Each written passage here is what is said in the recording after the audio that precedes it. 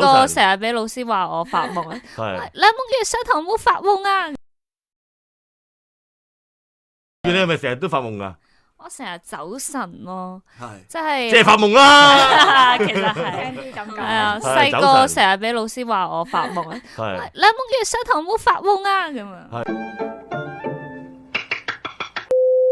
唔係我都有個朋友咧，好中意講下嘢咧發呆嘅。哦，即係佢可以同你講下嘢，跟住然之後 out flow，跟住佢就係咁咯，咁啊，因為你做咩成日發呆啊？跟住佢會咁答我哋，睇下你認唔認同？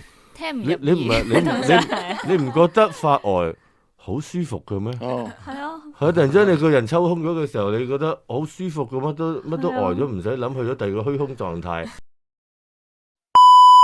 你咪都係一個咁享受呢種發呆嘅？係啊，因為想俾自己休息下個精神。你好攰咩？係係咯，好啊。唔係，你講呢個都係手機備用狀態嗰啲。